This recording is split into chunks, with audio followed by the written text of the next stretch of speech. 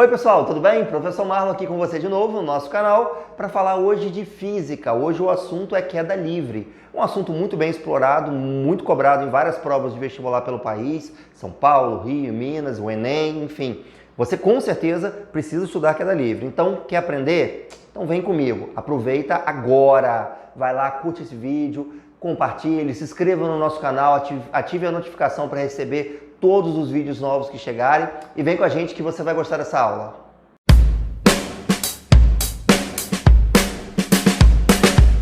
Vamos lá, hora de falar de queda livre, então vamos juntos para a gente entender como é que esse movimento funciona. Primeiro, as palavras-chave aqui, queda livre. Primeira coisa legal de entender, galera, é que quando eu falo que é uma queda, eu já estou te afirmando que o corpo ele parte do repouso.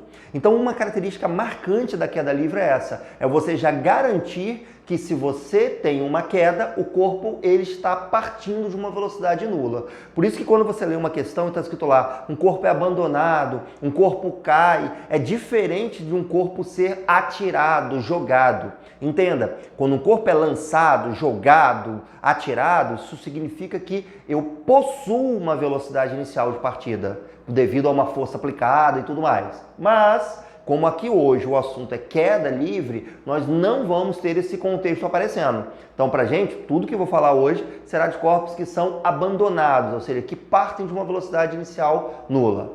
Outra palavra importante é a palavra livre. Marlon, o que essa palavra livre ela significa? Livre porque você vai ignorar, você vai descartar toda e qualquer forma de resistência que possa atrapalhar o movimento. Então a resistência do ar, ou qualquer tipo de atrito, efeitos de rotação, tudo que poderia causar uma mudança, uma alteração no sistema, vai ser descartado durante esses estudos. Então nós vamos trabalhar com um movimento bem simplificado, bem simples mesmo, para que você tenha uma análise mais simples, mais direta, mais curta desse movimento, tá ok? Então vamos lá. Primeira coisa que eu quero te explicar é que, já que eu estou falando de uma queda livre, como eu falei, parte do repouso, e o corpo, quando cai em queda livre, quem é o agente que provoca essa queda, pessoal? Essa queda é provocada pela aceleração da gravidade. Ora, você já deve ter ouvido falar sobre a gravidade, mas vamos entender um pouco melhor? A gravidade, na verdade, que você vai depois poder estudar melhor no capítulo de gravitação, no seu estudo, mas para você entender de imediato, ela se trata de uma aceleração. Essa aceleração, no nosso estudo, ela é considerada como um valor constante, embora na realidade hajam variações devido à questão de altitude e vários outros fatores. Mas quando a gente trata de aceleração no estudo da queda livre, nós consideramos a aceleração como fixa.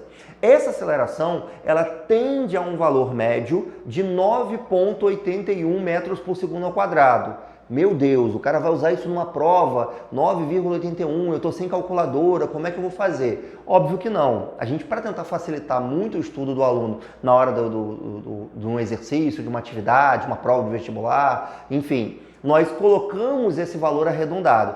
Claro que é um arredondamento totalmente fora dos padrões clássicos da matemática, né? Você, na verdade, vai aproximar o valor de uma maneira bem grosseira. Ou seja, nós trazemos esse valor de 9,81 para aproximadamente 10, quando se trata de questões de prova. Então é por isso que muito aluno agora deve estar assistindo esse vídeo falando assim, ué, eu aprendi que era 10, como é que o professor está falando que é 9,81? Mas é por causa dessa aproximação que nós fazemos, só para facilitar o estudo mesmo na hora que você está, obviamente, fazendo o exercício ali, e a gente não está preocupado com o uso de uma calculadora ou não, a gente está, na verdade, interessado mais no entendimento do problema, ok?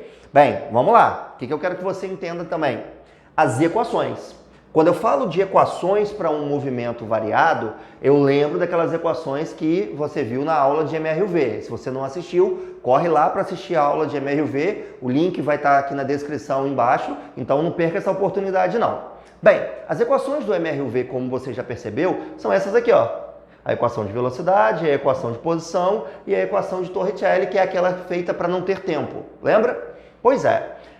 A vantagem no movimento de queda livre é que dentro dessas equações que eu vou usar, e Marlon, por que eu posso usar essas equações? Simples, porque como a gravidade é uma aceleração e ela vai ser considerada constante no nosso exercício, eu transformo a queda livre então no MRUV, no movimento uniformemente variado. Essa que é a verdade. Então todas as equações servem perfeitamente bem. Só que tem um detalhe curioso aqui. O V0, lembra que ele é zero? Então você pode descartá-lo das equações. Então você pode, cancelar ele nas equações. E elas aí ficam mais curtas para você. Então você fica com a equação de velocidade como V igual a GT, o H igual a H0 mais GT ao quadrado sobre 2. Um comentário legal, tá, pessoal? Esse H0 muitas vezes é considerado como zero, porque você coloca o referencial de partida onde você quiser. Por exemplo, se eu estou falando de um corpo que cai do alto de um prédio, eu posso colocar o referencial no alto do prédio como sendo o meu zero e contar a queda a partir dali. 1 metro, 2 metros, 5 metros, 20 metros e assim por diante. Então é por isso que muito vestibular trata o H0 como zero, muita questão de prova mostra isso. Não quer dizer que sempre vai ser assim, tá? Eu posso perfeitamente bem olhar uma mesa, pegar um corpo a partir dali e jogar ele para cima, em vez de jogar para baixo. E aí, lançando ele para cima, ele vai ter uma partida inicial que não é nula. Então, isso pode ser ajustado, tá? Mas, por enquanto aqui, vou tratar como se o corpo partisse do meu referencial zero em qualquer ponto de partida, tá? Então, eu teria essa facilidade para cortar e ficar com uma equação mais curta. O famoso H igual a GT ao quadrado sobre 2. E, óbvio, a equação de Torricelli, o V ao quadrado é igual a 2GH. Tá certo? Então você tem três equações comprimidas, três equações que trabalham com proporções mais fáceis de serem lidadas em prova. Agora, o que é tão importante nesse movimento? Por que ele é tão explorado em diversas provas? Por que há um interesse tão grande nisso? Primeiro, pela curiosidade, obviamente, de sempre observar a queda de corpos como uma coisa rotineira.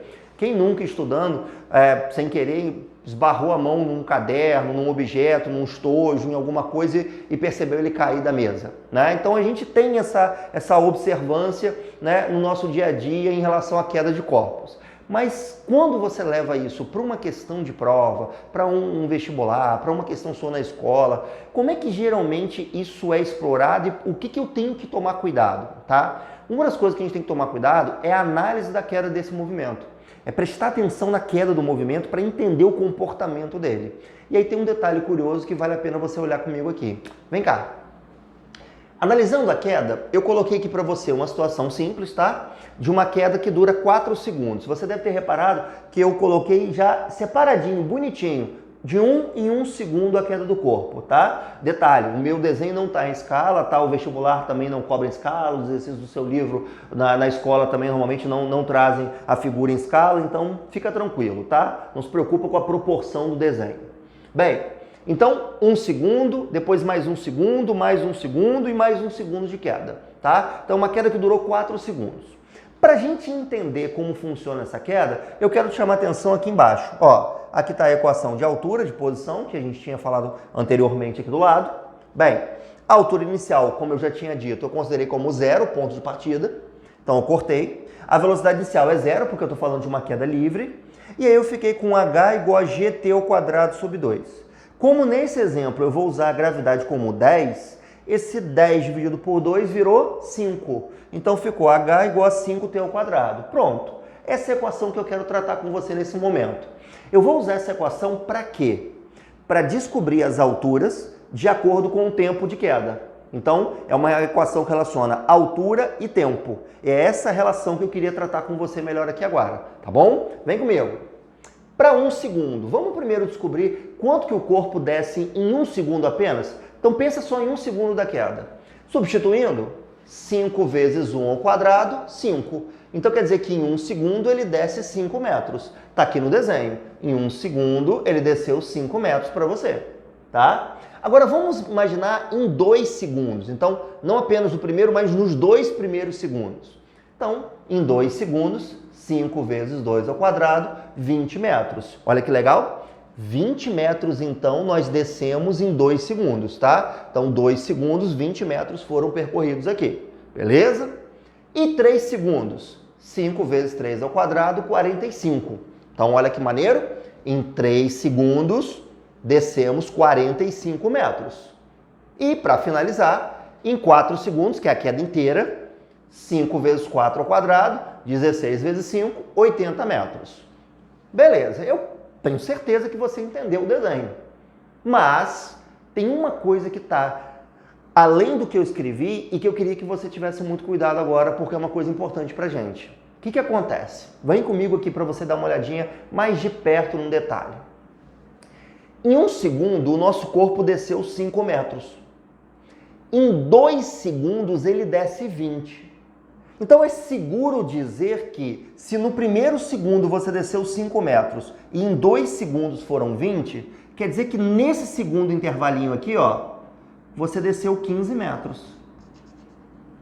Porque 5 mais 15 dá o total de 20 que você está vendo que você tem que ter para os 2 segundos. Continua. Em 2 segundos foram 20 metros. 2 segundos, 20 metros. Mas em 3 segundos são 45. Se em 2 segundos temos 20, mas em 3 temos 45, então está faltando aqui nesse último intervalinho 25 metros. E para fechar, se no total temos 80 metros e aqui em 3 segundos tínhamos 45 apenas, então nesse último intervalinho, o nosso corpo percorreu 35 metros. É aí que eu quero que você preste atenção no detalhe. Olha esta sequência aqui, que eu vou destacar para você. Olha essa sequência. Tá vendo? 5, 15, 25, 35. Escrevi aqui pra gente, ó. 5, 15, 25, 35. Reparou? Não é uma sequência normal. É uma sequência que tem um padrão bem interessante. Você reparou que você tem, ó, 5 mais 10 para dar 15. 15 mais 10 para dar 25. 25 mais 10 para dar 35 e assim por diante. E aquele 10, coincidentemente, é a nossa gravidade? Então, deixa eu te explicar uma coisa. No movimento variado, e isso inclui a queda livre que nós estamos dando hoje, a queda de um corpo a intervalos de tempos iguais, por isso que eu fiz de 1 em 1 segundo, ou seja, os intervalos de tempo são sempre os mesmos. Sempre que você tem a queda em intervalos de tempos iguais, o comportamento das distâncias, ou da altura no caso aqui, vai ser o comportamento de uma chamada PA, progressão aritmética. O que é isso, professor? Progressão aritmética é uma sequência numérica em que eu vou estar sempre somando o mesmo termo para formar o próximo. Esse mesmo termo, no caso aqui, é o 10. Se a gente generalizar, e por que generalizar? Porque eu não posso confiar que na prova o estudo da questão venha com 1 em 1 segundo. Eu poderia ter colocado um intervalo de 2 em 2, de 5 em 5, ou talvez de 0,5 em 0,5 segundos. Então, seria possível alterar o tempo? Claro que sim. Então, para que eu entenda melhor, para que eu consiga ver isso com mais clareza, fica uma dica do seu professor aqui, para você nunca mais esquecer. A sequência, ela tem um padrão, um comportamento de PA. O primeiro termo, que é o 5, eu generalizei e chamei ele de D. O segundo termo é 15. Se você perceber, esse 15 é 3 vezes o 5. 25, 5 vezes o 5. 35, 7 vezes o 5. Então a gente percebe uma dica maneira aqui. A sua PA não é uma PA qualquer, é uma PA de fatores ímpares que vão aparecendo ali. Olha, 1D, 3D, 5D, 7D, 9, 11, 13, 15D e assim por diante. Então, se hoje alguém me dá um movimento e eu consigo estabelecer quanto o corpo percorre num primeiro intervalo, para os outros intervalos iguais, eu consigo fazer a sequência só interpretando essa sequência de PA. 1D, 3D, 5D, 7D, 9D e assim por diante. E aí você já consegue descomplicar o problema. Quantas vezes nós temos uma situação em que às vezes você tem essa sequência e você tem dificuldade de gerenciar esse cálculo. Então, a partir de agora, você já tem uma dica maneira para você não ter mais problema com isso. Gostou? Achou interessante? Então, vou te dar uma grande dica aqui, uma grande informação. Tudo que você tiver dúvida nos nossos vídeos, sempre deixe o seu comentário aí no final da aula, porque a gente está preparado para te responder, para tirar a dúvida, para esclarecer e para te ajudar a avançar cada vez mais em exatas. Fique ligado, o canal continua a todo vapor e na próxima aula vem muita coisa boa por aí.